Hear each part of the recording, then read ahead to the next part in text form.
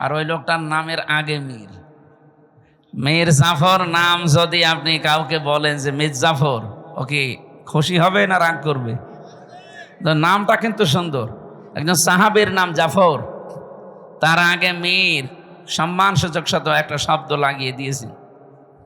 এরকম নামটাও গালি হয়ে গেছে, আজ মানুষ রাখতে চায় না। যারা এই দেশে জুলুম করেছিলেন মানুষের ওপরে, নাম যতই সুন্দর হোক, দেখবেন কিছুদিন পরে নামটাও গালি হয়ে যাবে। এখন অলরেডি গালি হয়ে গেছে। কাউকে যদি আপনি রাগাতে চান, শুধু বলবেন হাসিনা, রেগে যাবে।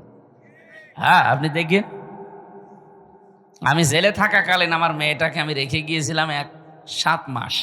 এখন প্রায় 4.5 বছর হয়ে গেল তার বয়স। এই ফিরে এসে ওর নাম, ওর সামনে যদি এই নাম বলি, ও আগেই কথা তো এখন বলতে শিখেছে, ওই সময় তো আর কথা বলা শিখে নাই। এখন দেখি এই নাম শুনলে কেমন করে, অথচ জীবনে আমার মনে হয় সামনাসামনি কোনোদিন তার হয়নি। এই নামটা ঘৃণিত করে দিয়েছে কেন? পৃথিবীতে আপনি এখন 6 জনের নাম পাবেন, এদের নাম শুনলে তামাম দুনিয়ার, সে যেই হোক, ধর্ম তার আলাদা থাকতে পারে, ও ঘৃণার চোখে দেখবে তার নামটা। 1 নম্বরে 3 জন পরপর আমরা ইহুদির নাম পেয়েছি। হিটলার একে মুসলমান না খ্রিস্টান? খ্রিস্টান ছিল। 2 নম্বরে নাম এসেছে এখন এই যেটা চলছে, নেতানিয়াহু। 3 নম্বরে আমাদের প্রতিবেশী মোদি। 4 নম্বরে যেটা পালিয়েছে আমাদের, এইটা, ওটার নাম কেমন যেন লাগে, এটা ছাতা নিতে চাই না। এই নামগুলো ঘৃণিত করে দিয়েছে কেন? কারণ সম্মান মর্যাদা যার ভেতরে, এদের ভেতরে এই জিনিসগুলো নেই। আল্লাহ মর্যাদা রেখেছেন, না কি সূরা মুজাদালার 11 নম্বর আয়াতে আছে, ইয়ারফাউল্লাহুল্লাযীনা আমানু মিনকুম ওয়াল্লাযীনা উতুল ইলমা দারাজাত। এই পৃথিবীতে যারা ঈমান আনার পরে তাদের যোগ্যতা, জ্ঞান, এগুলো অনুযায়ী টিকে থাকতে পারে, আমল করা মানে কাজ করা, টিকে থাকা, আল্লাহ বলেন এই মানুষগুলো দিন যত যাবে তার মর্যাদা তত বাড়তে থাকবে। এই জন্য ইয়ারফা, এটা মজারে, বর্তমান ভবিষ্যৎ, প্রেজেন্ট ফিউচার। সম্মান মর্যাদা ইজ্জত আল্লাহ কোথায় রেখেছে আমরা আন্দাজে অন্য জায়গায় তালাশ করি। সম্মান মানুষ পাবে ঈমান আনলে, সম্মান মানুষ পাবে তার জ্ঞান অনুযায়ী, যোগ্যতা অনুযায়ী কাজ করে। আমার কথা বোঝা গেছে? এখন যদি বলেন যে যাদের ঈমান নেই তাদেরও তো মানুষ সম্মান দেয়, সামনাসামনি সম্মান দিলে পেছনে যেয়ে দেখবেন তার অত্যাচারের কারণে এমন গালি দেয়। আমি একটা উপন্যাস পড়ছিলাম, এই হাজ্জাজ বিন ইউসুফ লোকটা একটা লোক ছিল দুনিয়ায়, এটা এত জালেম, মানুষের আসল নাম ভুলে গিয়েছিল। ওই সময় মানুষ ডাকতে হয়েছে ওর নামই জালেম। পাইক পেয়াদা যারা আছে দেশের জনগণ এসে বলছে, আপনার জন্য তো রাস্তায় আর বের হওয়া যায় না, মানুষ শুধু আপনার নামে গালি দেয়। তাও এমন এমন নিকৃষ্ট গালি বানিয়েছে। গালি দেয় কে গো? এত সাহস কার দেখি? একটা ছদ্মবেশ নিয়ে রাস্তায় গেছে, এক গ্রাম্য লোকের সাথে দেখা। বলে, ওই হাজ্জাজ বিন ইউসুফ, এই লোকটা কেমন? ও তো জালেম। কেমন? জালেমের বাচ্চা, জালেম। 2-3 বার এই কথা শুনে ওর মেজাজ গেছে খারাপ হয়ে। এই বেটাই, আমার চেনো? না তো, আমি সে হাজ্জাজ। ও আপনি? চিন্তা করছে আমার তো মাথা থাকবে না, ডাক দিয়ে বলছে, বাদশাহ আপনি আমারে চেনেন? না তো, আমি এই গ্রামের ওই লোক যার মাসে 2 দিন মাথা খারাপ হয়, আজকে তোর পয়লা দিন। ও তুই পাগল? কারে ধরলাম? পাগল বলে ওই দিন বেশি গিয়েছি, তাছাড়া বাঁচার কথা ছিল। আমরাও এই 15.5 বছর পাগল বলেই বেশি আছি। হ্যাঁ, কথা বলছেন? সম্মান মর্যাদা কিসের ভেতরে আপনি এখনো টের পাননি। এই জন্য আহ্বান জানাবো, যদি সম্মান মর্যাদা, শান্তি, স্বস্তি, নিরাপত্তা, কল্যাণ এগুলো পেতে চান, দুনিয়াতে আল্লাহ হক দিয়েছেন, অধিকার দিয়েছেন, উলাইকা লাহুমুল আমনু। আল্লাহ যেন এভাবে আঙ্গুল দিয়ে দেখাচ্ছে, এটা ইসমে ইশারা। উলাইকা লাহুমুল আমনু, এই মানুষগুলোই শান্তি, স্বস্তি, নিরাপত্তার হকদার। কারা? আল্লাযীনা আমানু ওয়া লাম ইয়ালবিসু ঈমানাহুম বিযুলমিন, যারা ঈমান আনার পরে তাদের ঈমানের সাথে জুলুমকে মিশ্রণ করে না। এখানে জুলুম মানে শিরিক। সুতরাং ঈমান যারা আমরা এনেছি, যেহেতু এদেশে 92% মুসলমান ঈমান আমাদের আছে, ঈমান আনলেই শুধু নিরাপত্তা পাওয়া যাবে না, ঈমানের সাথে যেন শিরিক মিশ্রণ না হয়। যেহেতু শব্দের অর্থ আমরা দুইটা বললাম, 1 নম্বরে শিরিক, 2 নম্বরে জুলুম। ঈমান আমরা এমন ভাবে আনতে চাই আমাদের ঈমানে যেন শিরিক আর জুলুম একটাও মিশ্রণ না ঘটে। কি কথা বলে না কেন? এতটুকু বলার পরে আল্লাহ শেষ করে দেননি। আল্লাহ পাক বলেন উলাইকা লাহুমুল আমনু ওয়া হুম মুহতাদুন, এই মানুষগুলোই নিরাপত্তা, শান্তি, স্বস্তি পাওয়ার হকদার এবং এরা হেদায়েতের উপরে আছে। কথাটা ছোট্ট, কিন্তু এর ব্যাখ্যা এত বেশি আছে কোরআনে। আজ আমরা নিরাপত্তাহীন হয়ে যাচ্ছি দিন দিন। 24-এর এই জুলাই আগস্টের বিপ্লবের পরে যাই চলছিল, হঠাৎ দৃশ্য কিন্তু পাল্টিয়ে যাচ্ছে। আমরা নিরাপত্তার বলয় থেকে বের হয়ে যাচ্ছি। এর সবচাইতে বড় সমস্যা হয়ে দাঁড়াচ্ছে এখন আমাদের প্রতিবেশী নামে কলঙ্ক, এই মুশরিকরা। 2 নম্বরে ওই যে 7 সমুদ্র 13 নদীর উপর থেকে আরেকটা দল চেষ্টা চালাচ্ছে। এই জন্য নিরাপত্তা যদি আমরা সত্যি পেতে চাই, রাশিয়ার কাছে, চীনের কাছে, আমেরিকার কাছে, ভারতের কাছে পাওয়া যাবে না। আমাদের যেহেতু আরেকটা জগতে বিশ্বাস আসে, সেই হিসাবে বলছি, এই পৃথিবীর ময়দান আমরা নিরাপত্তা পেতে চাই কার কাছে? এই জন্য ঈমান যা আছে এইটা যেন নষ্ট না হয়। ঈমান আনার পরে যারা ওই আমল করবে, ঈমানে যা শিখেছে, আমি খুতবার ভেতরে যে কথাগুলো আরম্ভ করেছিলাম, ওয়ানা শাহাদু আল্লাহ ইলাহা ইল্লাল্লাহ ওয়াহদাহু লা শারীকা লাহ, এ পর্যন্ত আমি শেষ করে দেইনি। আমরা এমন আল্লাহর স্বীকৃতি দিয়েছি যার কোনো শরীক নেই, তিনি একা। এই সাক্ষীটা যদি কেউ টিকিয়ে রাখতে পারে, আমার খুতবার এ পয়েন্টের ভেতর ছিল শাহাদাতাম মৌসিলাতান ইলাল জিনান, এই সাক্ষীটা টিকিয়ে রাখতে পারলে আপনাকে জান্নাত পর্যন্ত পৌঁছিয়ে দেবে। এটা এমন একটা সাক্ষী, যেহেতু তেলাওয়াত করেছি যে আয়াত, এই খুতবার সাথে, আয়াতের সাথে আর হাদিসের সাথে পুরা একটার সারা একটা রিলেটেড আছে। আমি এই সম্পর্কে কথাগুলো আজকে বলবো। আমার কথা ছিল এইটা, আমরা শান্তি, স্বস্তি, নিরাপত্তা, সম্মান, মর্যাদা, ইজ্জত এগুলোর জন্য আজ অনেক কিছু করি। যাদের সম্মান কামনা করেছে আল্লাহ তাদের ঈমান এবং আমল অনুযায়ী যেন দুনিয়া আখিরাতে আরো বাড়িয়ে দেন, বলেন আমিন। দরুদ আর সালাম পড়ছে আমাদের নবী, মানবতার মহান শিক্ষক মুহাম্মদুর রাসূলুল্লাহ সাল্লাল্লাহু আলাইহি ওয়াসাল্লামের প্রতি। এদিকে তাকান। জীবন চালানোর জন্য আল্লাহ কোরআন দিয়েছেন, আদর্শ মানার জন্য নবী পাঠিয়েছেন যিনি মুহাম্মদুর রাসূলুল্লাহ। ও বাংলার মুসলমানেরা, এই 2টা জিনিস আমাদের সামনে থাকার পরে পৃথিবীতে কার আইন মানার জন্য আপনি চেষ্টা চালান বলেন তো? আপনি কি পাগল না মাথা খারাপ? দুনিয়া চালাতে আল্লাহ আইন বানিয়ে পাঠিয়ে দিয়েছেন। আমরা যে সংবিধান বানাবো কি দিয়ে, সেই নামে আল্লাহ একটা সূরায় দিয়েছেন, সূরা ফুরকান। সংবিধান, ফুরকান মানে কি? সংবিধান। 77টা আয়াত আছে এখানে, 73টা ধারা আছে। আজকে 318 পৃষ্ঠা নারী সংস্কার যারা করে, নারী কমিশন বানিয়ে 318 পৃষ্ঠার বই লিখে জমা দিয়েছে। কোরআনে কারিমের প্রায় 11টা না 13টা আয়াতের ভুল ধরেছে তারা। আমি আজকে পুরাটা প্রায় 318 পৃষ্ঠা 3 দিন মিলে পুরাটা পড়লাম। এই 318 পৃষ্ঠার ভেতরে আমার মতো ছোট মাথা তাই আমি 13টা ভুল পেলাম যে কোরআনের ডাইরেক্ট বিরুদ্ধে, আর বাকিগুলো হাদিসের বিরুদ্ধে। এরা সাহস কিভাবে পেয়েছে তার পেছনেও কারণ আছে। এই যে কয়টা রিপোর্ট দিয়েছে, এদের না নারী মনে হয় না পুরুষ মনে হয়। কি কথা বোঝেন? এদের চেহারার দিকে তাকান। এই নারী কমিশনারে যে কয়টা আছে কমিশনে, একটাও কি মহিলার মতো লাগে? মহিলাদের তো একটা কাটিং কুটিং আছে, এদের কি কি কাটিং, হিজলা কাটিং।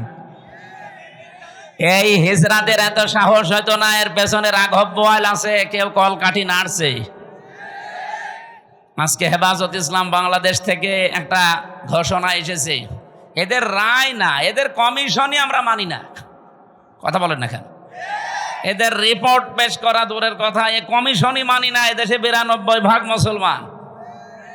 ভারতে কোরআনের 26টা আয়াতের বিরুদ্ধে ওরা কেস করেছিল, তাই তামাম দুনিয়া ফুঁসে উঠেছিল। আর এখানে অলরেডি 13টা আয়াতের বিরুদ্ধে, এটাও তো একটা কেস। আমরা চাই এই মানুষগুলোর পেছনে যারা আছে তাদের সহ আইনের মুখোমুখি করে তাদের বিচারের আওতায় আনা লাগবে। এবং আপনি মানব অধিকারের নাম নিয়ে, বাক স্বাধীনতার নাম নিয়ে, সমান অধিকারের নাম নিয়ে কোরআনের বিরুদ্ধে, হাদিসের বিরুদ্ধে কোনো কথা যদি সামনে কেউ বলে, কোনো বিচার লাগবে না, ওরে মেরে ফেলা লাগবে। হ্যাঁ, কথা বলেন। সময় এখনই যাচ্ছে, এখনো যদি এভাবে ছাড় দিয়ে চলে যান, এ বিপ্লব যেটা এসেছিল, এই বিপ্লব টিকিয়ে থাকা সম্ভব না। এই আয়াতের যেটা পড়লাম না, এই আয়াতের একটু আগে আছে আনাকিমুদ্দিন ওয়ালা তাতাফাররাকু ফি, তোমরা দিন কায়েম করো, এ ব্যাপারে মত পার্থক্য করবা না। দিন কায়েম বাংলাদেশে নেই, আছে?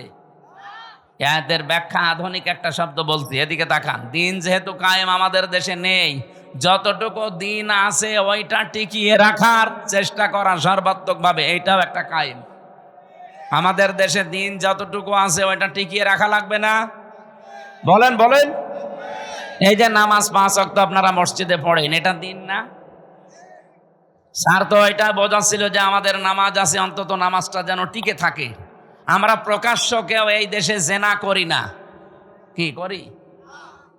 গোপনে কাপনে যেগুলো আছে ওগুলো বাদ দেন, প্রকাশ্যে যেন এইটা কেউ করতে না পারে। ওরা 3 নাম্বার পয়েন্টে লিখেছে, দেহ আমার, সিদ্ধান্ত আমার। এটা যদি মেনে নেওয়া হয়, তাহলে জেনা ব্যভিচার কি গোপনে থাকবে না প্রকাশ্যে শুরু হবে? ওরা 2 নাম্বার পয়েন্টে লিখেছে যে এখানে বিবাহের ক্ষেত্রে পুরুষের যে অধিকার আছে, মহিলার সে অধিকার নেই। এটা আল্লাহর সিদ্ধান্ত ঠিক হয়নি, এটা ভুল হয়েছে। এরা আমার মাঝে মাঝে চিন্তা হচ্ছে, পুরা বইটা না পড়লে আমার ভালো হতো। এ পড়ে আমার এখন মাথা খারাপ হয়ে গেছে যে এর সাহস পেল কোথায়। যেহেতু কোরআনে কারিম আমাদের সামনে আছে, সংবিধান হিসাবে পৃথিবীর কারো কাছে কিছু ধার করার কোনো দরকার নেই। আর আদর্শ মানতে গিয়ে যেহেতু নবী নিজে এসেছে আমাদের কাছে, সুতরাং পৃথিবীর কাউকে আদর্শ মানা অন্তত দরকার নেই। এই 2 বিষয়ে আমরা একমত আছি না? এবার আসেন আমরা মূল আলোচনায় যাচ্ছি। সূরা শূরা 13 নাম্বার আয়াতের মাঝের একটা অংশ পড়েছি। আমি এতটুকু আয়াত পড়েছি ঠিক, কিন্তু এর ভেতরে যত কথা লুকিয়ে আছে, তাফসীর আকারে কথা বলতে গেলে কয়েক ঘন্টা সময় চলে যাবে এর ভেতর থেকে। আমরা একটা হাদিস পড়েছিলাম, হাদিসের হালকা ব্যাখ্যা করে আমরা আয়াতে চলে যাচ্ছি। হযরতে আবু যর রাদিয়াল্লাহু তাআলা আনহু থেকে বর্ণিত, বিশ্বনবী মুহাম্মদুর রাসূলুল্লাহ সাল্লাল্লাহু আলাইহি ওয়াসাল্লাম দ্বার্থহীন কণ্ঠে তিনি জানিয়েছেন, মানিদ্দাআ মা লাইসা লাহু।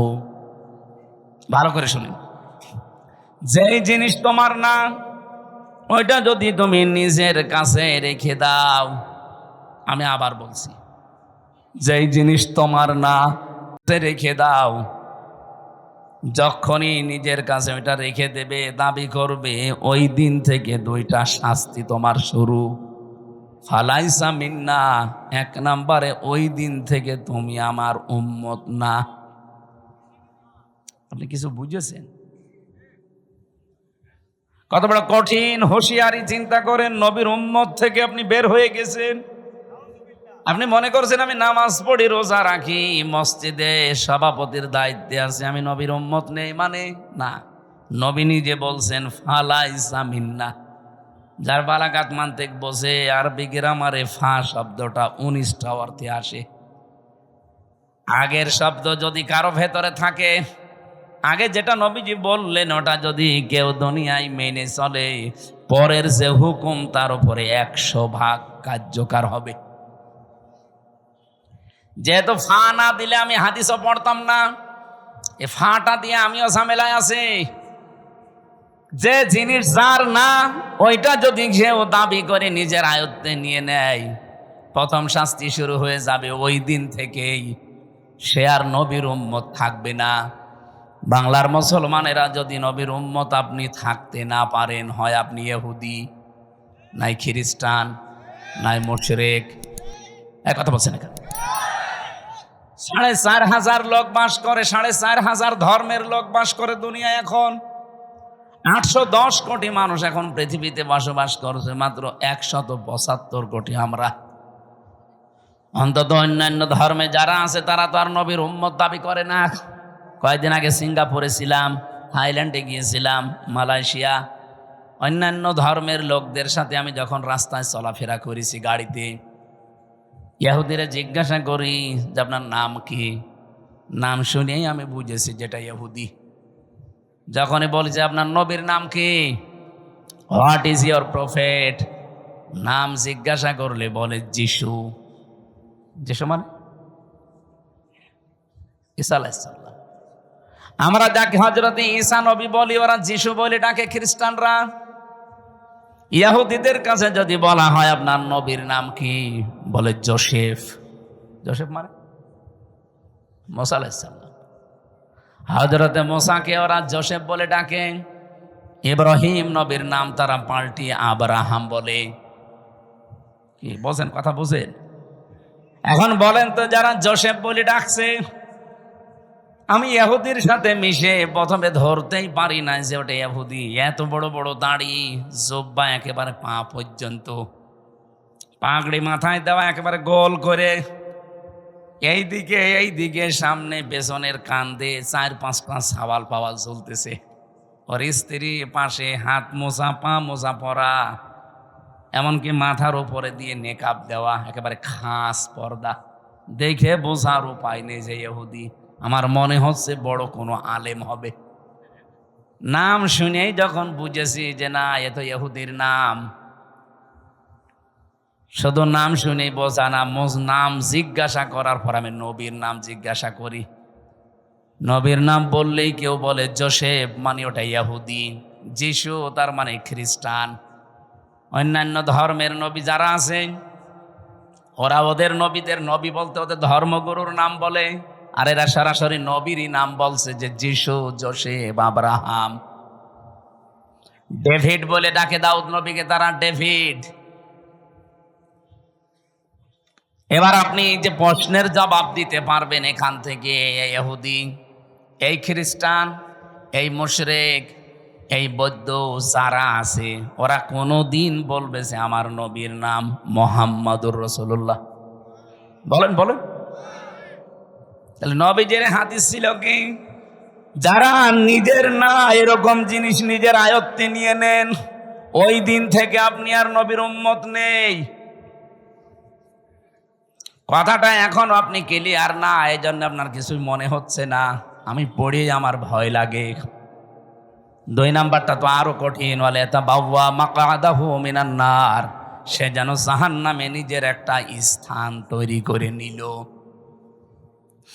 বাংলাদেশ সহ বিশ্বের দিকে তাকান, আজ কত মানুষ যেটা তার না জোর করে নিজের আয়ত্তে নিয়ে নিচ্ছে। এই যে ইসরায়েল, বলেন তো 1940 সালে তাদেরকে থাকতে দিয়েছিল খালি গায়ে খালি পায়ে। শয়তানরা সারা দুনিয়ার কেউ তাদের ন্যায় নিয়ে ইহুদিদের। আমরা যেমন আজ রোহিঙ্গাদের থাকতে দিয়েছি দয়া করে মানবতার খাতিরে, এরা 1940 সালে এদের খালি গায়ে খালি পায়ে থাকতে দিয়েছিল। অথচ শয়তানরা এখন তাদেরকে বাড়ি ঘর থেকে উৎখাত করে দখল করে নিচ্ছে। এ কথা বলছেন না কেন? এখান থেকে একটা কথা আছে কোরআনে সূরা ইউনূসের 99-100 নম্বর আয়াতে, ওয়ায়াজআলুর রিজসা আলাল্লাযীনা লা ইয়াকিলুন। কোন মানুষ যদি তার বিবেক জ্ঞান অনুযায়ী সিদ্ধান্ত নিতে না পারে, বিবেক অনুযায়ী যদি এই লোকটা কাজ না করে, তাহলে ভুল সিদ্ধান্ত তার উপরে আল্লাহ চাপিয়ে দেয়। এই নেতানিয়াহু নামে এই শয়তান, এই কোলাঙ্গার, এই জঘন্যতম পৃথিবীর মানুষ নামে একটা কলঙ্ক। এই লোকটা তার নিজের ইচ্ছা মিটাতে গিয়ে আজ যে ভুল সিদ্ধান্ত নিয়েছে, এটার কারণে আজ পুরা ইসরায়েল দাবানল চলছে। ওরা 108টা মেশিন ফিট করেছে, উন্নত পানি দিচ্ছে, কত স্প্রে দিচ্ছে না, জাহাজ পর্যন্ত পুড়ে ছাই হয়ে যাচ্ছে। কারণ এই আগুন তো আর হামজা লাগায়নি, কে লাগিয়েছে? কারণ আল্লাহর সিদ্ধান্তের বাইরে অবস্থান নিয়েছেন। বারবার পৃথিবীর মানুষ সতর্ক করেছিল যে এদেরকে থামান, নিজেদের যা আছে অতটুকু নিয়ে থাকেন না, ওরা সব দখল করে নিজের আয়ত্তে নিয়ে নেবে। ঠিক এই সিস্টেম এখন চালু করেছে ওর আর এক ভাই, এ নরেন্দ্র মোদী। আমাদের বাপ দাদাদের দেওয়া হাজার হাজার বিঘা জমি জায়গা, যেগুলো মসজিদ, মাদ্রাসা, খানকা, ঈদগাহ, গোরস্থানের জন্য ওয়াকফ করা ছিল, ওই শয়তানরা এখন এসে ওইগুলো সব একটা অবৈধ আইন পাশ করে সব দখল করে ভেঙ্গে গুড়িয়ে দিচ্ছে। গোবিন্দ পরামানিক গত পরশু দিন দেখবেন একটা লাইভ করিস,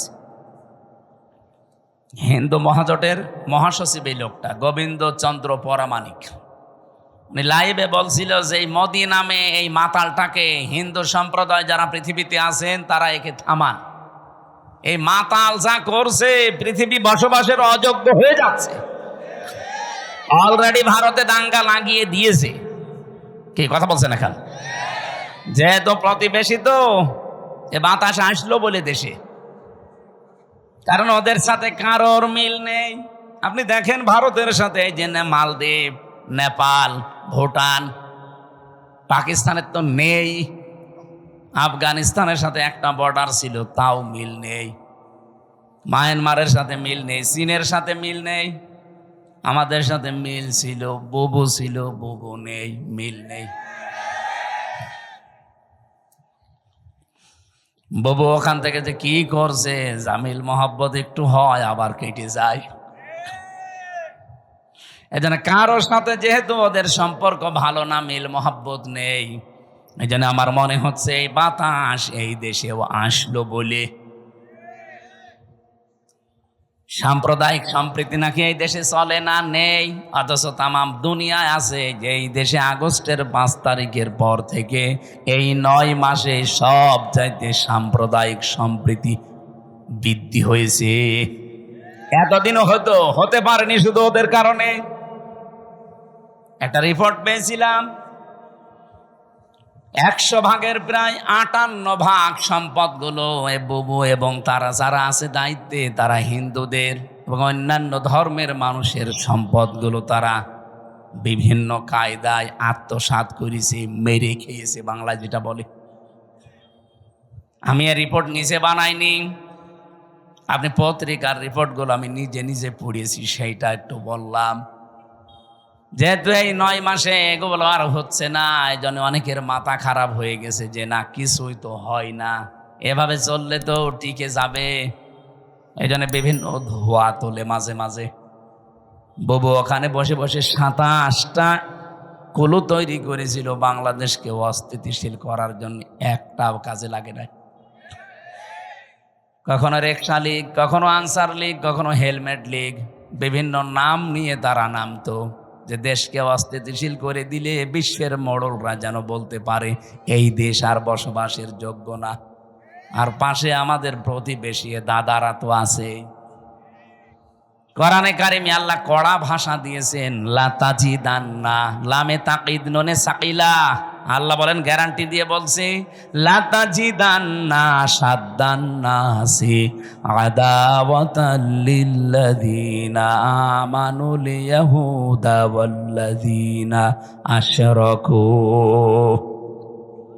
এই পৃথিবীতে দুইটা জাতি মুসলমানদের জন্য, ইমানদার মানুষদের জন্য ভয়ঙ্কর জঘন্যতম শত্রু হিসাবে কাজ করে যাবে, একটা ইহুদি আর একটা মুশরিক।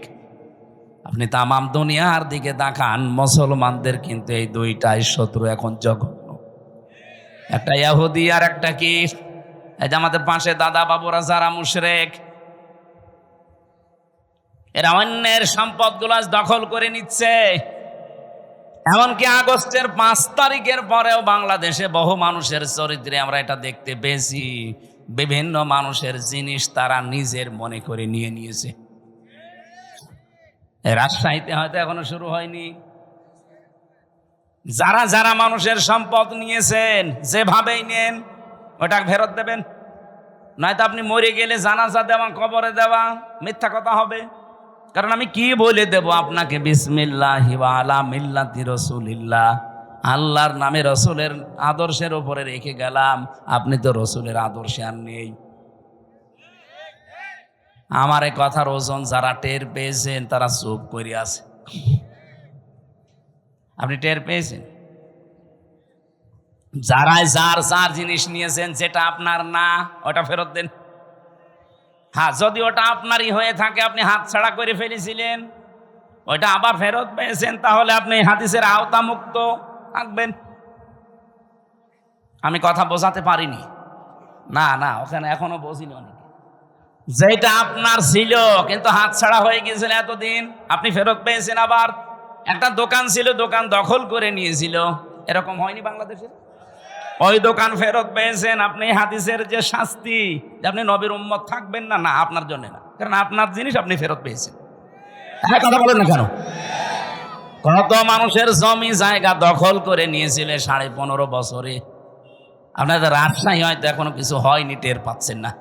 কুষ্টিয়ায় আমাদের হানিফ সাহেব কত টাকার মালিক, আমার মনে হয় আল্লাহর ও ছাড়া কেউ জানতো না। কি হইল এখন? বাড়ি পর্যন্ত এখন উজাড় গৃহ হয়ে গেছে। আমার মনে হয় হানিফ সাহেবের বাড়ির দিকে আল্লাহ আঙ্গুল এভাবে দিয়ে কোরআনের আয়াত নাজিল করিস, যদিও এটা এখন না, 1500 বছর আগের।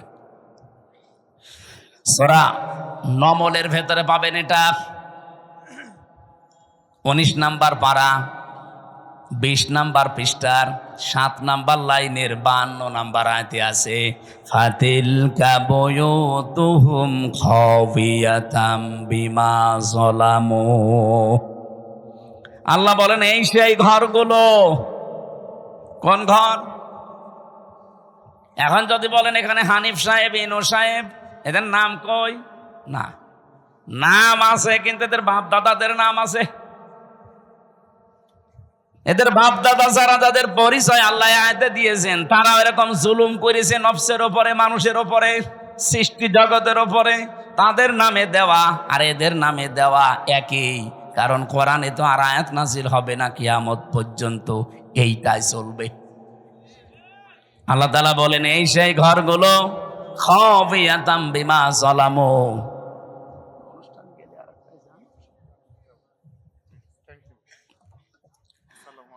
আমার ভাইরা, আল্লাহ যেন নিজে আঙ্গুল দিয়ে এভাবে ইশারা দিয়ে জানাতে চাচ্ছিলেন, হে পৃথিবীর মানুষেরা একটু এই দিকে তাকান। আমি আয়াতটা আগস্টের 5 তারিখের পর থেকে মিলিয়েছিলাম যে হ্যাঁ, মিলে যাচ্ছে। আল্লাহ আমার মনে হয় বাংলাদেশের এই 64 জেলার 630টা থানার দিকে এভাবে দেখিয়েছেন, এই সেই ঘরগুলো। আল্লাহ যেহেতু বাইতুন দেয়নি, বয়ুত বহু বছর, এই সেই ঘরগুলো। কি এই ঘর? কি খাওয়িয়াতান, জনশূন্য হয়ে আছে। একটু দেখো, এটা পরিত্যক্ত করে দিয়েছি। শুধু পরিত্যক্ত না, জনশূন্য না, এটা আজ উজাড় গৃহ হয়ে গেছে। এখানে আর কেউ কোনো আওয়াজ শুনতে পাও? কবরের পাশ দিয়ে গেলে যেমন কোনো আওয়াজ নেই, এই জালেমদের বাড়ির পাশ দিয়ে গেলেও কোনো আওয়াজ পাওয়া যায় না। আল্লাহ বলেন বিমা যালামু, এদের জুলুমের কারণে এদের এই জায়গা পর্যন্ত এখন অভিশপ্ত হয়ে গেছে। আমি তো কুষ্টিয়ার 2 জনের বললাম, আপনি সারা বাংলাদেশের দিকে তাকিয়ে বলেন তো, হালত অবস্থা কিন্তু একই।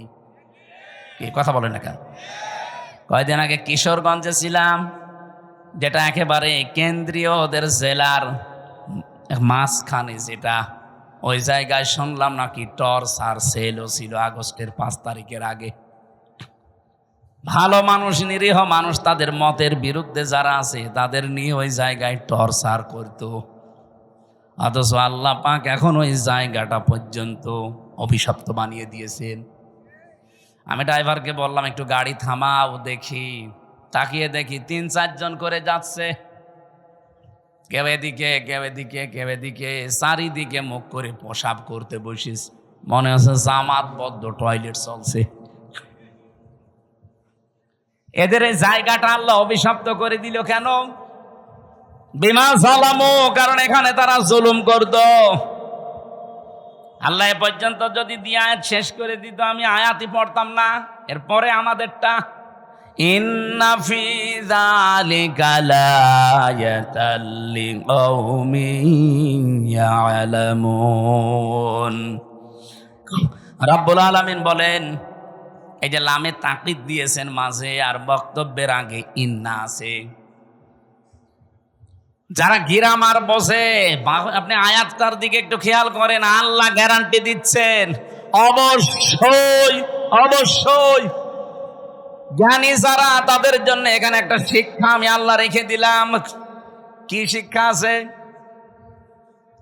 জালেমদের এত বড় শিকড় আপনি চিন্তা করতে পারেন। এই বাগমারার ইউনিয়নের, শ্রীপুর একটা ইউনিয়ন না, ইউনিয়নের দারওয়ান থেকে শুরু করে সংসদ ভবন পর্যন্ত জালেমদের প্রতি থরে থরে স্তরে সাজানো ছিল লোকজন।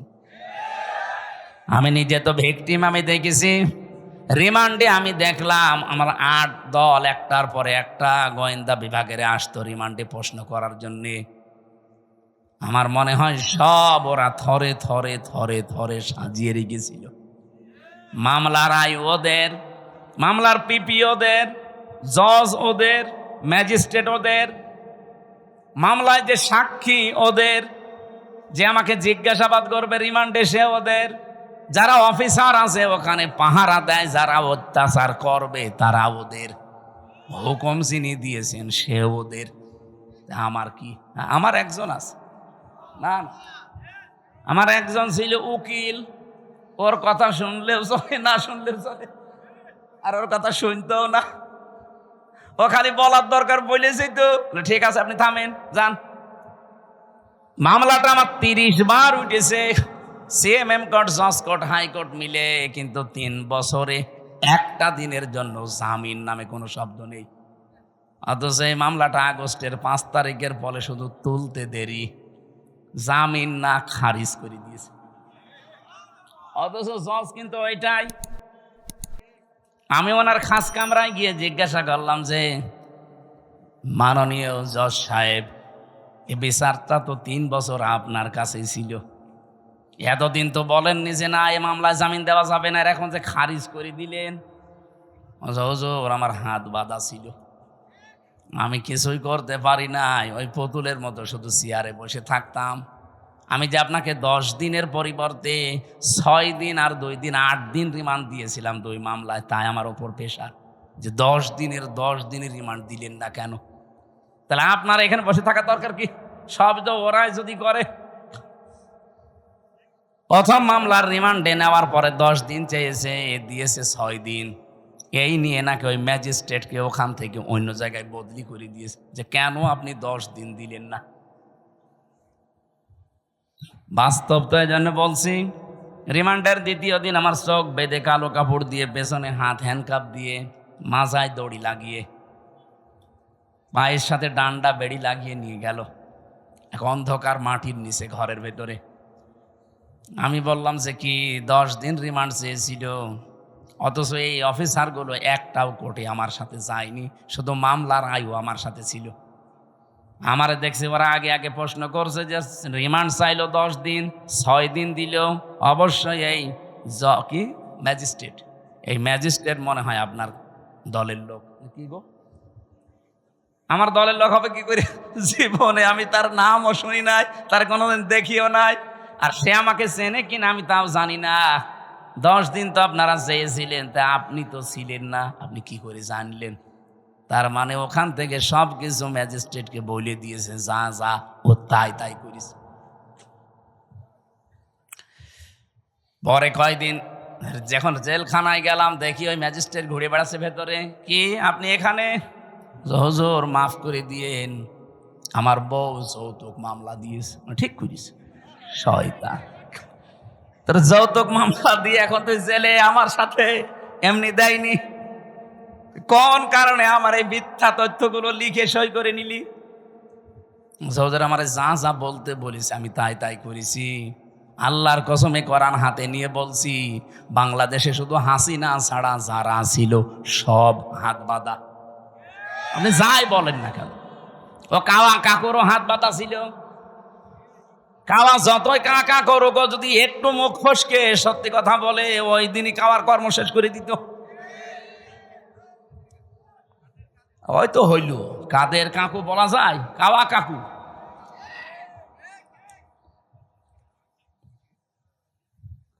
বলেন তো, এই যে স্তরে স্তরে সাজিয়ে রেখেছিল সব জায়গায়, কোনদিন ঘূর্ণাক্ষরও চিন্তা করেছে যে আমাদের এগুলো কোনদিন হারিয়ে যেতে পারে?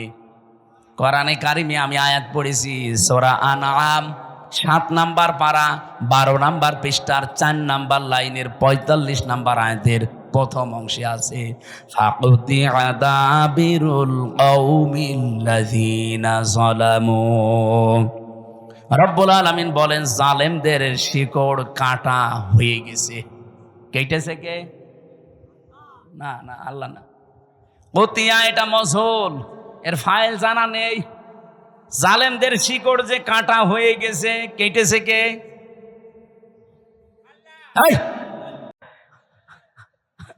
এখানে আলেমরা বসে আছে না, মৌলানা। কতিয়া এর ফাইল কে? জানা নেই, কেউ জানে না জালেমদের শিকড় কাটলো কে। আপনি হানিফের বাড়ি এখন যে জিজ্ঞাসা করেন যে একটা পায়খানার ইটও নেই, প্যানও খুলে নিয়ে চলে গেল, গেল কে? কেউ জানে না। শুধু কি হানিফের বাড়ি? সারা বাংলাদেশে জালেমদের অবস্থা একই। যায় হালকা পাতলা 2-1টা ছিল। এই ফেব্রুয়ারির 5 তারিখে আযাবুল বুলডোজার নাজিল হয়ে সব শেষ। এ জেলায় নাজিল হয়নি? আমার প্রশ্ন ছিল কি বলেন তো, জালেমদের এত বড় শিকড় যদি কেটে ফেলা হয়ে যায়, আগামীতে যারা চেয়ারে বসবেন, কারা বসবেন আমরা জানি না, যারাই বসবেন সাবধান, জনগণের উপরে যেন জুলুম না হয়। তাহলে 5 বছর পরে আপনার বাড়িও শ্মশান হয়ে যাবে। এ পর্যন্ত বুঝেছেন নাকি হাঁ করে আছেন?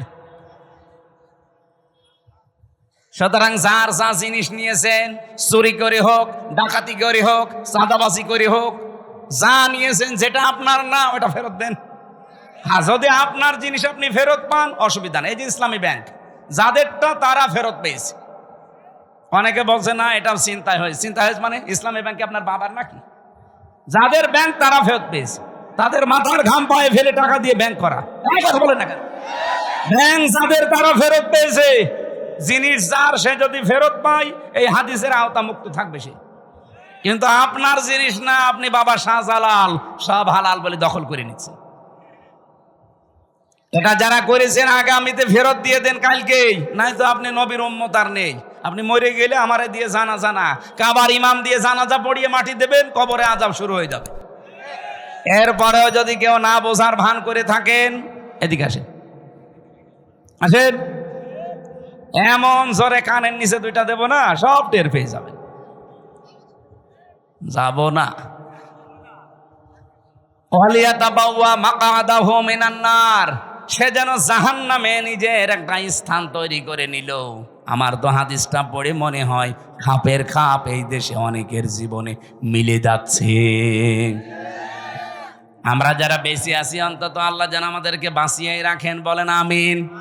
আরে ভাই, আপনার সবার জন্য কথা বলছি, যারা এগুলো করেছেন ফেরত দিয়ে দেবেন। আমি আবার বলছি, হ্যাঁ আপনারটা যদিও দখল করে নেয় এতদিন, ওটা যদি আপনি ফেরত পেয়ে থাকেন আপনি হাদিসের বাইরে থাকবেন। এবার যদি না বোঝেন, আমার আর বাংলায় বলা সম্ভব না, আমি বাদ দিয়ে দিলাম, জান আপনার আয়ু ছেড়ে দিলাম। আমি সোরা মাত্র একটা আয়াতের 5 ভাগের 1 ভাগ পড়েছি। কাবর আলাল মুশরিকিনা মা তাদউহুম ইলাই। এবার তাফসীর আকারে কথা বলতে চাই। সূরা কোন সূরা? সূরা মানে সংসদ। তাহলে সংসদ এই শব্দটার নামে আল্লাহ একটা সূরা দিলেন, অথচ এই 54 বছরে আমরা সংসদে যেতে চাইলেই আমাদের উল্টাপাল্টা কথা বলতো। কি বলতো না? আরে ভাই, সংসদ নামে একটা সূরা আছে, সংসদ চলবে যে জিনিস দিয়ে তার নাম সংবিধান। সে সংবিধান নামে একটা সূরা আছে, নাম কি? ফুরকান। সবগুলো যদি আল্লাহ তৈরি করে দিয়ে থাকে, আমরা যেহেতু কোরআন দিয়ে দেশ চালাতে চাই, জীবন চালাতে চাই, এই কথাগুলো আপনাকে বলতে চাচ্ছি। হ্যাঁ, আপনি সেদিকে ডাক দেন, এই যে কোরআনের দিকে আসো। আল্লাহ রাব্বুল আলামিন যে জীবন বিধান পাঠিয়েছেন, এইটার উপরে দুনিয়াকে চালানোর চেষ্টা করো, দাঁড় করাও। এই কথাগুলো বললে সবচাইতে বেশি খারাপ লাগবে, মন খারাপ হবে, রাগ করবে কারা? কাবর আলাল মুশরিকিন, মুশরিকরা মন খারাপ করবে। মা তাদউহুম ইলাইহি, যেদিকে আপনি মানুষকে ডাকতে চান, এদিকে যদি সত্যিই মানুষকে ডাকেন মন দিয়ে, আপনার কথা শুনে কোনো ইমানদার, কোনো মুসলমান রাগ করবে না, খুশি হবে। আমার ওই যে খুতবার প্রথমে এই কথাগুলো ছিল, অনাশহাদু আন্না মুহাম্মাদান আবদুহু ওয়া রাসূলুহুল মাবউসু ফিনা বিল হুদা ওয়া দীনিল হাক্কি লিইযহিরাহু আলাল আদিয়ান। আমরা সাক্ষী দিচ্ছি মুহাম্মদ রাসূলুল্লাহর, যিনি আল্লাহর বান্দা এবং রাসূল, আল্লাহ তাকে পাঠিয়েছিলেন দ্বীনে হক দিয়ে, সত্য বিধান দিয়ে, হেদায়েত সহকারে, লিইযহিরাহু আলাল আদিয়ান, দুনিয়ায় যত দিন ধর্ম আছে সব কিছুর উপরে ইসলামকে বিজয় করার জন্য। এজহার মানে কি? আমরা অনেকে মনে করি এজহার মানে নুন সাকিন মিম সাকিনের কায়দা। এটা এজহার মানে স্পষ্ট করা না। এজহার মানে এখানে বিজয় করা, এজহার মানে দাঁড় করানো, এজহার মানে কায়েম করা। এবার আসেন আমরা আয়াতের মূল কথায় যেতে চাই। আপনারা কি চলে যাবেন? হ্যাঁ আমার ভাইরা, বিশ্ব নবীকে যেহেতু আল মাবউসু ফিনা বিল হুদা, তোমাদের ভেতরে আমি আমার রাসূলকে হেদায়েত সহকারে পাঠিয়েছি, ওয়াদীনিল হক, সত্য দিন দিয়ে পাঠালাম। তাহলে নবীজি এসেছিলেন পৃথিবীতে হেদায়েত নিয়ে এবং সত্য দিন নিয়ে। তার কাজ কি ছিল? ওরা কোরআন শরীফ থেকে আমি 3টা জিনিস নবীজির জীবনে পেয়েছি। ওনার মিশন এবং ভিশন ছিল দুনিয়ায় 3টা। কয়টা? বলেন। 1 নম্বরে উনি তাওহীদ প্রতিষ্ঠার জন্য এসেছিলেন। এটা রেকর্ড হচ্ছে, তো সারা বাংলাদেশে লাইভ চলছে, সবাইকে শোনাতে চাই। এই দেশে তাওহীদ প্রতিষ্ঠার জন্য নবীজি যেহেতু পৃথিবীতে এসেছিলেন, উনি এখন নেই, এই দায়িত্ব এখন তার উম্মতদের। এই কথা বলেন না কেন? এখন এটা প্রতিষ্ঠা করবেন কি করে? তাওহীদ প্রতিষ্ঠার জন্য কোরআনে কারিমে 1500 বছর আগে, আমার খুব ভালো করে শুনবেন, আল্লাহ পাক 1500 বছর আগে কিছু মূল নীতি দিয়েছেন যে তাওহীদ যদি প্রতিষ্ঠা করতে চান, এই 3টা মূল নীতি সামনে নিয়ে এগিয়ে যাবেন।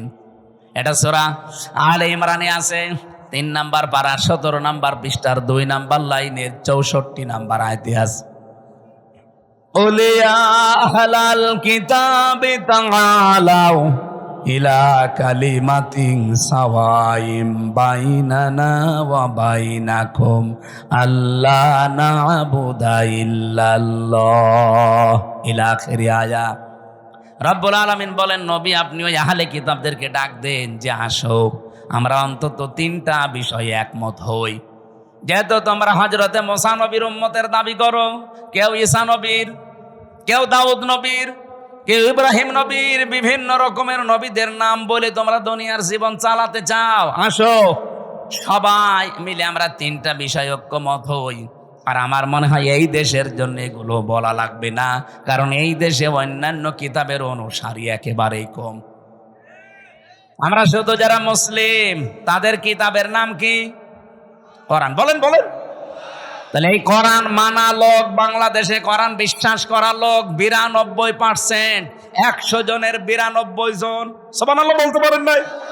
তাহলে এদের কাছে তো আর ওই কথাই বলা লাগে না যে অন্যান্য কিতাবের লোকেরাও আসেন, ওরা মাত্র 8 ভাগ, আমরা 92 ভাগ। এই জন্য আমরা আহ্বান জানাবো, আজ আসেন। যেহেতু তাওহীদ প্রতিষ্ঠা নবীজির জীবনের প্রথম মিশন আর ভিশন ছিল, আমরাও তাওহীদ প্রতিষ্ঠা করতে চাই, কিন্তু 3টা জিনিস সামনে নিয়ে এগিয়ে যাওয়া লাগবে। 1 নম্বরে এই 3টা জিনিসকে কায়েম করার জন্য লাগবে ঐক্য। আসেন তো আমরা ঐক্যবদ্ধ হই এই 3টা বিষয় সামনে নিয়ে। আল্লাহ নাবুদা ইল্লাল্লাহ, আল্লাহ ছাড়া কারো ইবাদত। বলেন বলেন, ইবাদত কি? আপনি মন মতো একটা জিনিস বানিয়ে বলবেন যেটা তো ভালোই লাগছে, না ওটা ইবাদত না। আল্লাহর হুকুম থাকা লাগবে আর রাসূলুল্লাহর তরিকা থাকা লাগবে, এর নাম ইবাদত। এই কথা বোঝা যায়নি? এই যে আমার তাহেরি ভাই যে জিকির করে, ইবাদত মনে করেই করে। ইয়া আলী বাবা, শাহ আলী বাবা, কেল্লা বাবা, ফতে বাবা, দয়াল বাবা, কোন জায়গায় আছে? তাহলে আমরা যে আজ ঐক্যবদ্ধ হতে চাই, শুধু মুসলমানরাই আমরা ঐক্যবদ্ধ হতে চাই এই কথার উপরে যে আল্লাহ ছাড়া আমরা কারো ইবাদত, কারো জিকির আলোচনা আর করব না। এ বিষয়ে যদি কেউ রাজি থাকেন তাহলে আসতে পারেন যে আমরা আল্লাহ ছাড়া কারো ইবাদত করব না। রাজি আছেন না? হ্যাঁ, এটা রেকর্ড হচ্ছে। যারা রাজি আছেন তারা ঠিক আছেন। 2 নম্বরে ওয়ালা নুশরিকা বিহি শাইয়া, আল্লাহর সাথে আমরা কাউকে শিরিক করব না। এখন শিরিক কি? এক কথায় বলছি, শিরিকের যত প্রকার আছে পুরাটা যদি আপনি ব্যাখ্যা করতে যান, শিরিক বিল জাত, শিরিক বিল সিফাত, শিরিক বিল ইখতিয়ারা, শিরিক বিল হুকুক, 120 প্রকার তাফসিরে আছে। এক কথায় জবাব দিচ্ছি, শোনেন, আল্লাহ যেটা পারে ওইটা অন্য কেউ পারে, এই বিশ্বাস করার নাম শিরিক। সকল ক্ষমতার উৎসকে বলেন বলেন, এখানে অন্য কারো অধিকার। কেউ যদি অন্য কাউকে যোগ করে বলে না জনগণ সকল ক্ষমতার উৎস, ও কিন্তু শিরিক করলো।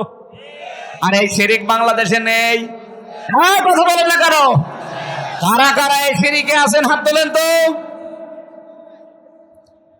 সবই ভালো মানুষ দেখছি, আলহামদুলিল্লাহ, যাক ভালো। 2 নাম্বারটা বলি, এদিকে তাকান। সন্তান দিতে পারে কে? অন্য কেউ? হ্যাঁ না, মানে বাঘ মারাইছিলাম কালকে রাতে। কোন জায়গায় জানো? ওই যে বেলঘরিয়া হাট ফাজিল মাদ্রাসায়, এই যে এখানে না বাঘমারা, হয়তো বাঘমারা, যে বাড়িতে আমাকে নিয়ে এসে বসিয়েছে, ওই বাড়ি আনার 2টা ছেলে, আর একটা পেটে এসেছে শুনলাম 6 মাস। উনি পরীক্ষা করে দেখেছে ওইটাও ছেলে, কিন্তু উনি মেয়ে চাই। আমার একটা পানির বোতল নিয়ে বলছে, হুজুর এমন পানি পড়বেন যেন এটা মেয়ে হয়ে যায়। আমি কি ডাউনলোড করে দেব? কি বিশ্বাস!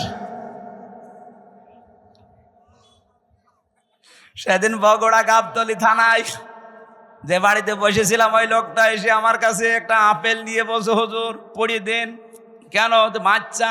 ঠিক আছে, সূরা ফাতিহা পড়ে ফু দিলাম, কারণ ফাতিহা সব রোগের মহা ঔষধ। আমার কানের কাছে মুখ নিয়ে বলছে, হুজুর এমন আপেল পড়বেন যেন ছেলে হয়। আপেল ফেলে দিলাম। আপেল কই? ফেলে দিছি। কেন? আরে ভাই, ছেলে হওয়া যদি আপেল পড়ে কাজ হয়, তা আমার ম্যাডামের 3টে মেয়ে হইতো না? কত চেষ্টা করলাম একটা ছেলে হওয়ার, তারপরও মেয়ে। আর আপনি এসেছেন আমার কাছে আপেল পড়তে। আমি আপেল দরকারে নিজে পড়ি, নিয়ে ম্যাডামের ফের খাওয়াবো। চিন্তা করেন কি বিশ্বাসী আছে এরা। আপেল পড়া, পানি পড়া, দুর্গা পূজা, পীর পূজা, কত মানুষের কাছে বিশ্বাসটা নিয়ে গেছে, অথচ ছেলে মেয়ে দেওয়ার একচ্ছত্র মালিকানা হামজার। অনেকে বলছে কার? আরো জোরে। তাহলে এক কথায় জবাব কি পেলেন? আল্লাহ যেটা পারে পৃথিবীর অন্য কেউ। সুতরাং মা বোনেরা ভাইরা, বিয়ের পরে 50 বছর ছেলে মেয়ে না হোক, আমাদের জাতির পিতার 86 বছর বয়সে ছেলে হয়েছে, তারপরেও তো তিনি কোনো কবরে মাজারে পীরের কাছে যাননি। এই যে মাওলানা রেজাউল ইসলাম উজ্জ্বল, আপনাদের বাগমারার ছেলে, ওরা 17 বছর বিয়ে হয়েছে, ছেলে মেয়ে নেই। আজকে ওনার বাড়িতে রাতে ছিলাম, আমারে বলছিল আফসোস করি, কিন্তু আজ পর্যন্ত কোনো দিন উনি কোনো পীরের কাছে মাজারে তাবিজ এগুলো নেয়নি। কিন্তু কারো 2 বছর 5 বছর যদি ছেলে মেয়ের মুখ না দেখে ও পাগল হয়ে যায়, কত জায়গায় যে দৌড়িয়ে চলে যায়। আমার এই বিশ্বাসটা যেন আজকে সঠিক হয়ে যায় যে আল্লাহ যেটা পারে ওইটা অন্য কেউ। এবার 3 নাম্বারটা বললে এবার রাগ করবেন না তো? আমি তো আর বানিয়ে বলছি না, রাগ করলে আল্লাহর উপরে করবেন। কার উপরে? আল্লাহ করেন। এবার আসেন, বলছি এই পৃথিবী বানিয়েছে কে? কোন ভগবানের হালকা সাহায্য আছে? বলেন। আল্লাহ রাব্বুল আলামিন বলেন, এবার শিরিকটা ধরা পড়বে। আলা লাহুল খালাক ওয়াল আমর, সূরা আরাফের 54 নম্বর আয়াতে আছে মাঝের অংশে যে সৃষ্টিদার, আইন চলবে তার। বলেন না কেন? সূরা আলে ইমরানের 154 নম্বর আয়াতের মাঝের অংশটা একটু দেখবেন। ইয়াকুলুনা হাল্লানা মিনাল আমরি মিন শাইইন কুল ইন্নাল আমরা কুল্লাহু লিল্লাহ। হে নবী, ওরা জিজ্ঞাসা করে যে আইন কানুন আমরা কি বানাতে পারি? আপনি বলেন না, আইন বানানোর ক্ষমতা কার? সুতরাং বাংলাদেশে 92 যারা মুসলমান দাবি করছেন, আল্লাহর পাঠানো আইন এই জমিনে কায়েম বাদ দিয়ে পৃথিবীর কোন মানুষের তৈরি করা আইন যদি কায়েমের জন্য আপনি চেষ্টা করেন, দল করেন, আন্দোলন করেন, আল্লাহর কসম আপনি শিরিক করছেন। নিয়ে আসেন তো, কোন হুজুর নিয়ে আসবেন ভুল ধরতে? নিয়ে আসেন, নিয়ে আসেন। এটা বাংলাদেশ এখন চলছে কিনা বলেন? এরপরেও যদি কারো পরিবর্তন না হয়, এখন এর কিভাবে আপনি হেদায়েত করবেন বলেন? এর মাথার উপরে খাইটে মারা ছাড়া কোনো উপায় আছে? মানুষের মনটা খারাপ হয়েছে আমার এই কারণে যে এত বাংলায় বলছি যে আল্লাহ বানিয়েছে, আইন চলবে তার। আপনি অন্যের আইন এখানে দাঁড় করাতে চান, আপনি তো শিরিক করছেন। কারণ আল্লাহ যেটা পারে ওইটা অন্য কেউ। এবার আপনি যা ভালো লাগে করেন তো ভাই। আপনি যদি জাহান্নামে যেতে চান আসেন, আপনাকে 2 লাথি দিয়ে আরো ফেলে দিই। বড় দুঃখ নিয়ে কথাগুলো বলছি। এত চিল্লানো, এত পাল্লানো কি হচ্ছে? আপনার পরিবর্তন আসতে চাই না, আমি কি আপনার ক্ষতি চাই? আপনি নিয়ে এসেছেন এত কষ্ট করে, সে কুষ্টিয়া থেকে সঠিকটা তুলে ধরলাম। আরে ভাই, নামাজ আপনার যদি কমও থাকে, রোজা আপনার কমও থাকে, আমল আখলাক যদি কমও হয়, ঈমান যদি খাঁটি হয়, শিরিক না থাকে, আপনাকে জান্নাতে যেতে পারবেন? আর যদি শিরিক মিশ্রণ হয়, অকদিমনা ইলা মা আমিলু মিন আমালিন ফাজআলনাহু হাবাআম মানসুরা। কোন মানুষ যদি শিরিক মিশ্রিত কিছু নিয়ে যায়, ওটা ধুলি কণার মতো মুখের উপরে নিক্ষেপ করা। এই জন্য বাঁচাতে চাই। আসেন, আমরা তাওহীদ প্রতিষ্ঠার 2য় পয়েন্টে, শিরিক আমরা করছি না, করব না। যারা শিরিক করছেন তারা এই ঐক্যে আসতে পারবেন না। 3 নম্বরে, ওয়ালা ইয়াত্তাখিযা বা'দুনা বা'দান আরবাবাম মিন দুনিল্লাহ। আমরা আল্লাহ বাদে অন্য কাউকে অভিভাবক হিসাবে, রব হিসাবে আর মানতে চাই। এই 3টা বিষয় যারা ঐক্যমত হবেন, তারা এক জায়গায় হলে তাওহীদ প্রতিষ্ঠা সম্ভব। ফাইন তাবাল্লাউ ফাকুলু শাহাদু, নবী আপনি বলেন। এরপরেও যদি কেউ মুখ ফিরিয়ে চলে যায়, ফাকুলু শাহাদু, আপনি ঘোষণা দিয়ে দেন, সাক্ষী দিয়ে দেন, আযান দিয়ে দেন, আন্না মুসলিমুন, যে আসতে চাও আসো। এই 3টা বিষয়ে যদি ফিরে যেতে চাও তোমরা আমাদের সাথে আর নেই। আমার মনে হয় বাংলাদেশে যদি এই পয়েন্টটা সামনে নিয়ে তাওহীদ প্রতিষ্ঠার জন্য আজ এই 92 লাগবে না, মাত্র 51% মুসলমান যদি আজ এক হয়ে যেতে পারি, সামনের বাংলাদেশ হবে আল্লাহর কোরআনের বাংলাদেশ। এটা একটু দেখা দরকার। 54 বছর তো বিভিন্ন জিনিস দেখেছি, এইটা দেখতে বাকি আছে কি? বাকি নেই? এই কোরআনে 500 আইন আল্লাহ দিয়েছেন। এটার কথা বললে কাদের রাগ হবে যেন? কাবুরা আলাল মুশরিকিনা মা তাদউহুম ইলাই, আমি যেটিকে ডাকছি এই কথা বললে আল্লাহ বলেন সবচাইতে বেশি রাগ করবে, মন খারাপ করবে। বলেন বলেন। তাওহীদ প্রতিষ্ঠার জন্য আল্লাহ পাক আপনাকে জীবনেও মনোনীত করবে না যদি আপনার মন তৈরি না হয়। এই জন্য আয়াতের পরবর্তী আয়াত এইটা, আল্লাহু ইয়াজতাবি ইলাইহি মাইয়াশা ওয়া ইয়াহদি ইলাইহি মাইয়ুনিব। আল্লাহ সবাইকে এই কাজে মনোনীত করেন না। আল্লাহ যাকে নির্বাচিত করেন, পছন্দ করেন, তাকে এই কাজের জন্য বাছাই করেন। আর যাকে আল্লাহর ভালো লাগে না, আল্লাহ তাকে ছাঁটাই করে দেন। তাহলে ছাঁটাই করা, বাছাই করা, এটা আল্লাহর একটা পদ্ধতি। আল্লাহ আন্দাজে কাউকে ছাঁটাইও করেন না, আন্দাজে কাউকে বাছাইও করেন না। আল্লাহ ছাঁটাই করতে হলে আল্লাহ সেই যোগ্যতা দেখে তার ভেতরে, আল্লাহ বাছাই করতে হলেও তার যোগ্যতা দেখে। সুতরাং আপনি যদি ফিরে আসার মন তৈরি না করেন, জীবনেও একামতে দিনের কর্মী হিসাবে আল্লাহ আপনাকে বাছাই করবে না। আল্লাহু ইয়াজতাবি ইলাইহি মাইয়াশা। আল্লাহ পাক বলেন আমি নির্বাচিত করি, আমি বাছাই করি, আমি তাকে নির্ধারণ করি, তাকে পছন্দ করি, তাকে এই মানুষটাকে আমি আল্লাহ আমার নিজের দিনের জন্যে, দিন কায়েমের জন্যে পছন্দ করে রাখি। যখন দেখি ওয়াহদি ইলাইহি মাইয়ুনিব, ওই লোকটা আমার দিকে ফিরতে চায়। আপনার মনই যদি না থাকে, আল্লাহর কথায় আপনার মন তৈরি হয় না, হামসার কথাই হবে। এজন্য মনটা আগে তৈরি করেন। আজ বাংলাদেশে 92% মুসলমানের সবাই এ দেশে ইসলাম কায়েম হোক চাই না। আমি আগস্টের 5 তারিখের আগে একটা জরিপ পেয়েছিলাম, মাত্র 100 জনের 15 জন বলতো আমরা এই দেশে ইসলাম কায়েম চাই। তার ভেতরে এই মীর সাহেব একজন হয়তো। আপনি জিজ্ঞাসা করে দেখেন, আপনি চান না রাষ্ট্রে ইসলাম কায়েম হোক? এরকম মাত্র সারা বাংলাদেশ মিলে 100 জনের 15 জন। অথচ এই 9 মাসের ব্যবধানে আপনি এই যে এপ্রিল চলছে, আজকে মে মাস না, আজকে 3 তারিখ এপ্রিলের, আমার মনে হয় 29 তারিখের একটা রিপোর্ট পেয়েছিলাম। এটাই যে মাইক্রোসফট দিয়েছে, এটা খ্রিস্টানরা 227টা দেশ নিয়ে তারা এই রিপোর্ট পেশ করেছে। বাংলাদেশ নিয়ে একটা রিপোর্ট এই খ্রিস্টানরা দিয়েছে।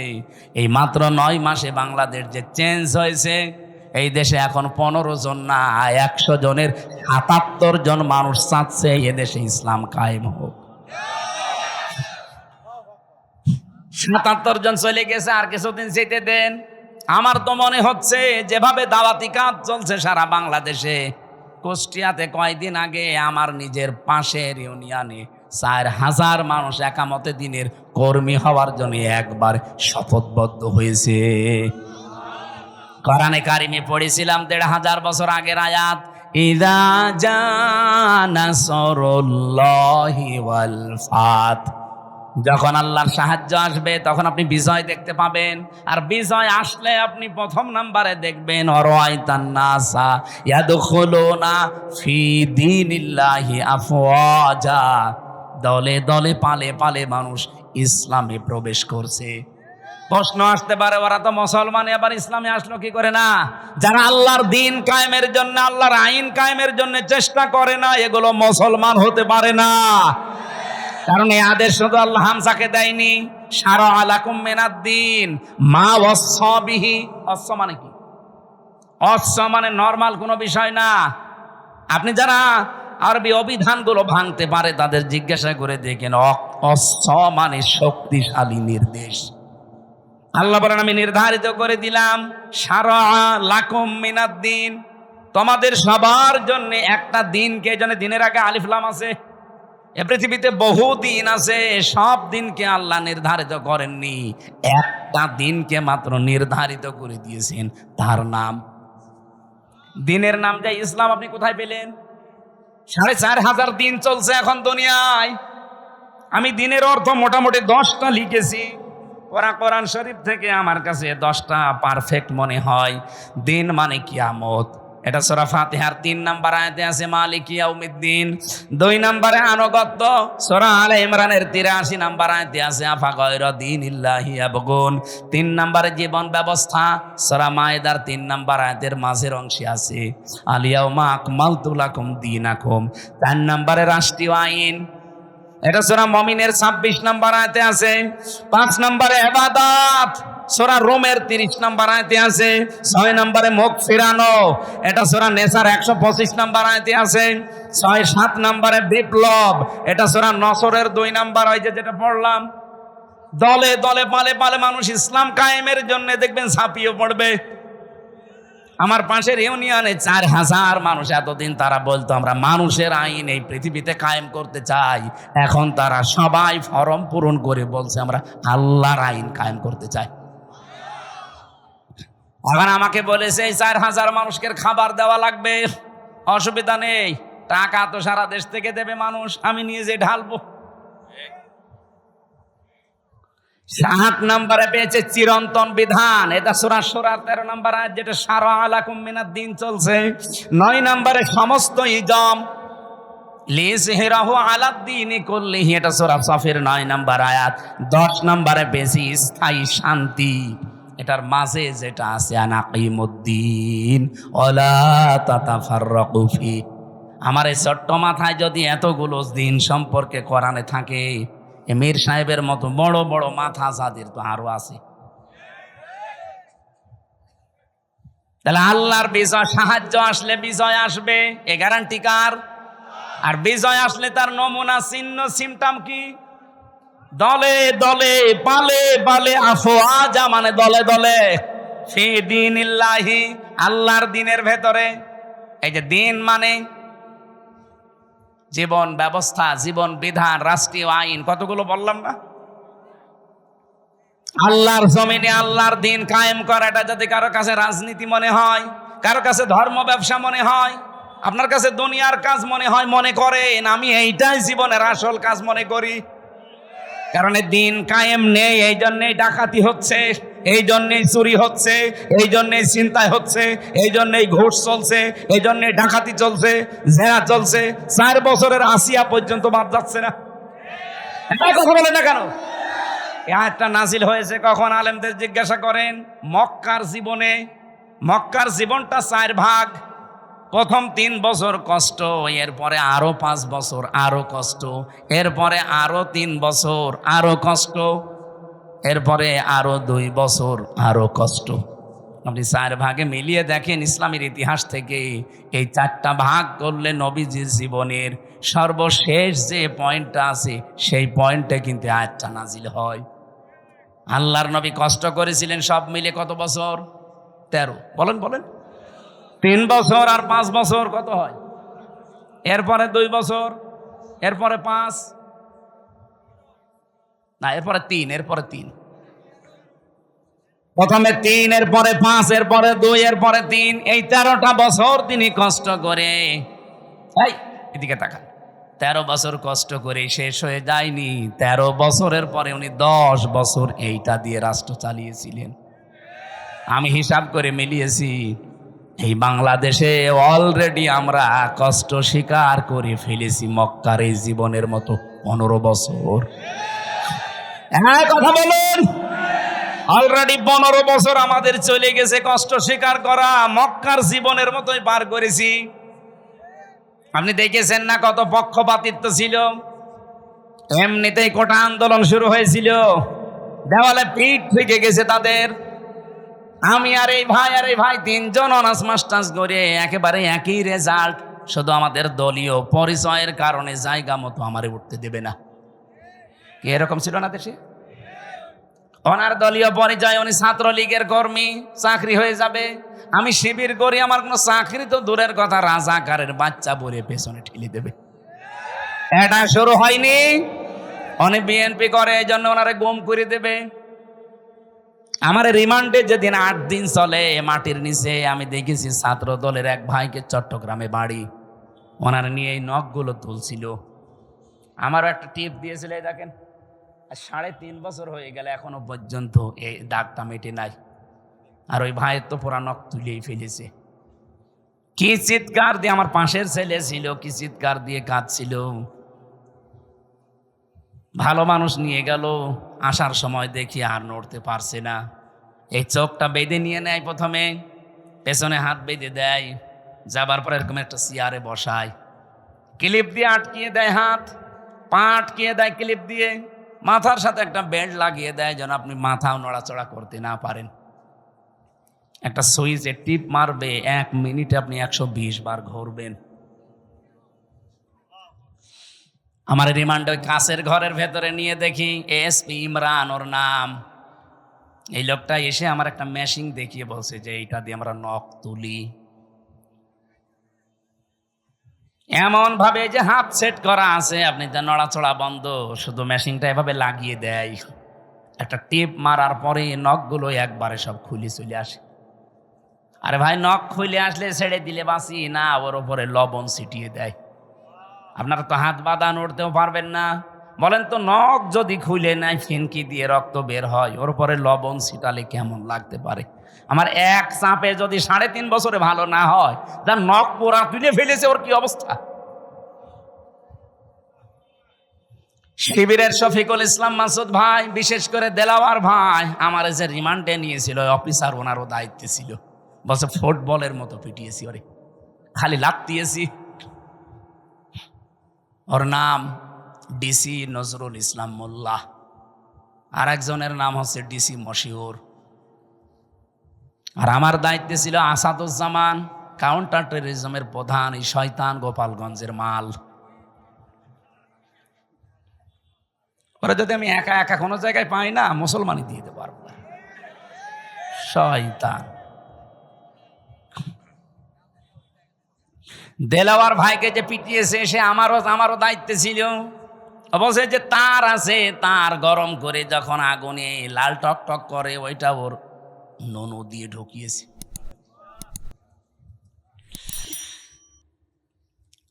ওনার লজ্জাস্থান নষ্ট হয়ে গিয়েছিল, পরবর্তীতে চিকিৎসার মাধ্যমে আল্লাহ আবার ফেরত দিয়েছে। এখন আপনাদের পাশে বগুড়াতে বিয়ে। বাংলাদেশের সবচাইতে বেশি 67 দিন রিমান্ডে ছিল আল্লাহর এই বান্দা, জীবন্ত শহীদ দেলাওয়ার।